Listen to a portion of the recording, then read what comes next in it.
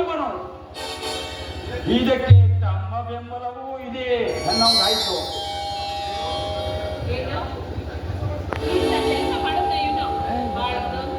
ನೋಡಕ್ಕೆ ಎಷ್ಟು ಒಳ್ಳೆಯವನಾಗೆ ಕಾಣ್ತಾನೆ.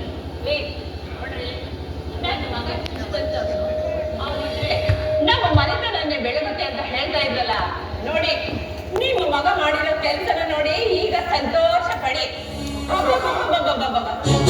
ಎಂತ ಸಂಪನ್ನ ನಂಗೆ. ಅಶೋಕ, ಏನು ನಿಜವೇನು ಇದು? ನಾನು ನಂಬಲೇನೆ, ಹೇಳು.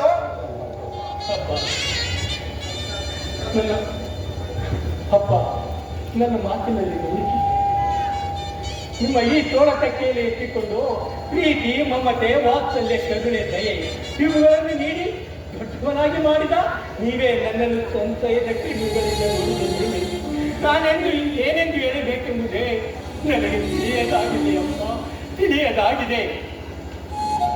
ಅಯ್ಯಯ್ಯೋ, ಪಾರಾಗದಕ್ಕೆ ಇದೊಂದು ಪಾತ್ರ ನಿರೂಪಣೆ ಆಯ್ತು ನೋಡಿ ಮೌನವ್ರೆ.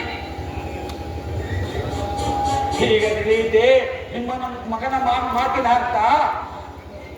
ನನ್ನ ಸತಿಯನ್ನು ಕಾಮಿಸಿ ಯಾರು ಇಲ್ಲದ ಸಮಯವನ್ನು ಸಾಧಿಸಿ ನನ್ನ ಸತಿಯನ್ನು ಮುಟ್ಟಲಿಲ್ಲವೆಂದು ನಿಮ್ಮ ಎತ್ತ ಮಾತಾಪಿತ್ರನ ಮೇಲೆ ಪ್ರಮಾಣ ಮಾಡಿಸಿ ಆಗ ತಿಳಿಯುವುದು ಇವನ ನಿಜವಾದ ಬಣ್ಣ.